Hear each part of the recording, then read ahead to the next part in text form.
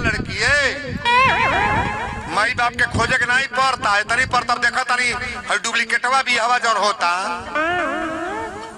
जौन के ना सेनूर पड़ल तहिए केहू जानल तिलक चढ़ल कहियो नहीं जानल कहिया भागल इहो नहीं केहू जानल भर गांव जब बमचक मच गल तब गांव भर जानल आई दादा तो गोई।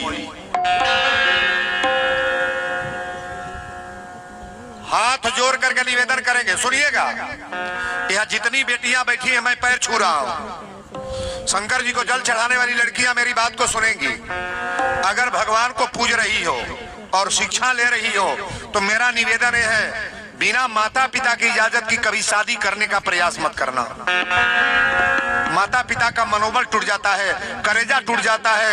माइयो बाप के इच्छा बा कि हम अपनी बेटी के बियाह धूमधाम से करब हमरा दुआरे पर बारात आई हमहू मिली घोटब हमरो गांव नात रिश्तेदार आई अब बिना जानल बुझल शादी करोगी तो नैहर तुम्हारा बर्बादे हो गया ससुराल में भी जाओगी तुम्हारा इज्जत नहीं मिलेगा।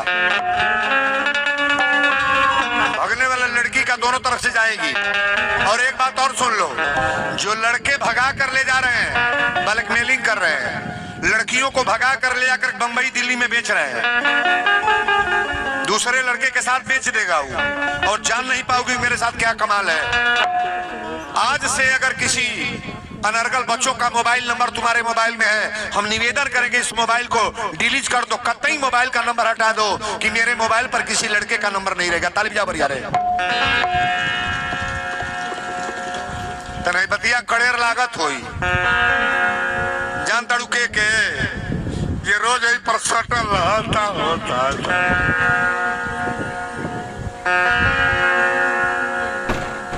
खतरे बा आज बियाहे के कथा बा देखा का होला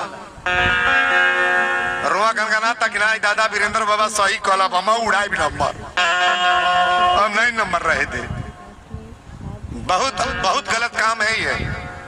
माता पिता को गोली मार देना अच्छी बात है लेकिन बिना माता पिता की आज्ञा की शादी कभी बेटियां ना करें कतई मत करो मेरा आदेश है।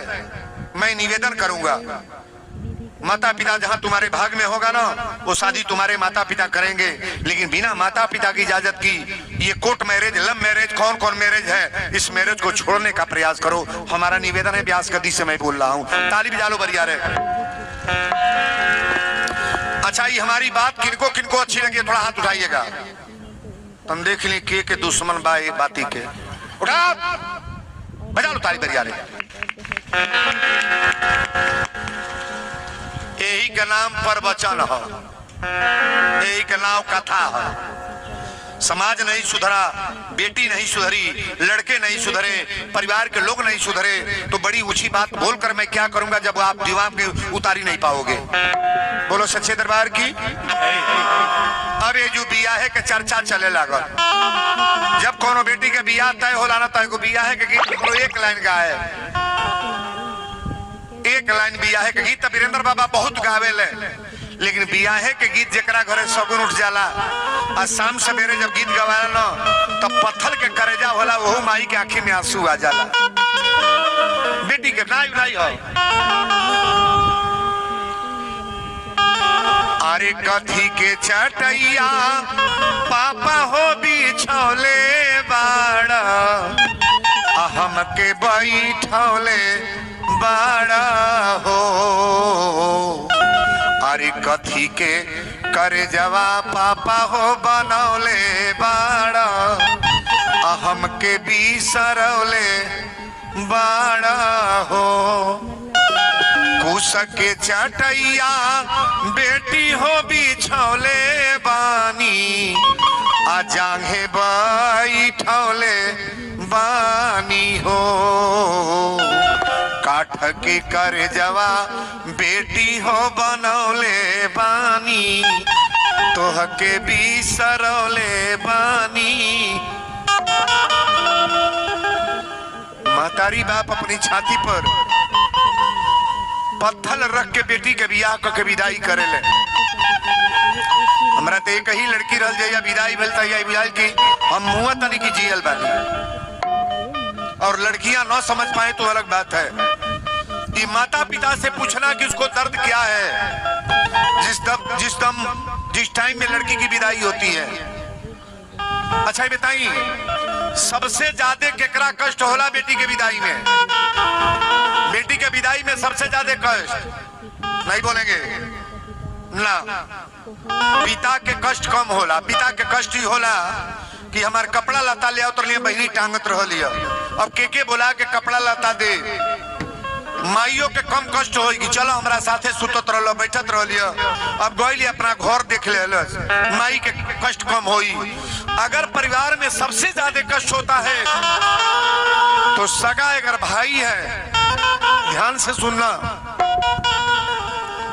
यहाँ जितनी लोग राखी बांधने वाली बेटियां बैठी हैं, सबसे ज्यादा कष्ट होता है तो भाई को कष्ट होता है। भाई पुकार करके रो नहीं पाता है। भाई किसी कमरे में जाकर रोता है। लोगों ने पूछा कि तुम क्यों रो रहे हो? ते तो डेली छोटा छोटोगल करत ले, के मारत ले, दू तमेचा एक तमेचा, ते काहे रोवत ले? तोरा का मतलब बा? भैया कलश माई रोवत रही बेटी मान के, पिताजी रोवत रहे बेटी मान के, लेकिन आज हमारा ये रोवाई बा कि अपना बहन के खिलौना मार के खेलत रही। भाई अगर एक तमचा बहन के मरले बा तो दू तमचा बहन मारे ले। यहाँ जितनी बहनें गौर करेंगी, एक चाटा अगर भाई मार रहा है तो दू चाटा वो मारेगी। एक बेर बहन के झोटा पकड़ ले बा तो 4 बेर बहन अपना भाई के झोटा पकड़ के हिलाई। भाई ही रोता है कि इसके जाने के बाद हमको खिलौना खेलने का कौन रहेगा घर में। अगर सबसे दर्द होता है तो भाई को दर्द होता है। जो माताएं बहनें ना समझ पाए ये तो बात अलग है। घर में सब होखे, लेकिन एगो जेकरा भाई ना बा उसे पूछ लिया कि नैहर में तोरा कुछ बचता। एगो लड़की अपने ससुरा गई, एगो लड़की अपने ससुरा गई। अब भाइये बहन रहले सो बापो कर मरल रहले। भैया बहनिया के पकड़ के रोवे लागल। बहनिया रो के पूछल, सगरी आर भरल पुरल पूरा परिवार लागता, परिवार लागता। एगो पापा के बिना घरवा अन्हार लागता। एगो पापा के बिना घरवा अन्हार लागता। एगो पापा के बिना घरवा अन्हार लागता। सगरी भरल पूरल पूरा, सगरी भरल पूरल पूरा परिवार लागता, परिवार लागता। एगो पापा के बिना घरवा अन्हार लागता। एगो पापा के बिना घरवा अन्हार लागता। एगो पापा के बिना घरवा अन्हार लागता। नैहर में सब लोग होके तनता कब हमरा हो। नैहर में 4 गो भौजाई बाड़ी, 4 गो भाई बाड़े, घर भर बा, लेकिन एगो पापा अगर ना बाड़े, माई ना बा तो नैहर जाए के मन करेला? मन करी। पापा के इज्जत कबो भौजाई दे दी है, माई के इज्जत भौजाई दी है। अब भाई अगर बा, कायदे के भाई, जो भाई बहन का दर्द जानता हो, सब भाई के ना कहो। अरे कहोगे तो भाई बाड़े दादा, बहन आओ तो 100 रुपये पे, अब अपने मेहरारू का बहन का बोला के 100 रुपये पवा देता। कजने हो तक नहीं, हमारे और तो होता है। कहतले नहीं हो होला, सुरसर देवरी में नहीं हो तो ही लोगवा चैंपियन हो। हमरे कथा में भाव कम बा, लेकिन शब्द का प्रयोग आप सुनने का प्रयास करना कि वीरेंद्र बोल क्या गए। राजा हिमांचल जी दरवाजा पर है, दरवाजा पर खड़ा बड़े। अब मैना जब आरती लेके गईली की दामाद के आरती उतार, महतारी के बहुत ज्यादा प्रेम होला दामाद से।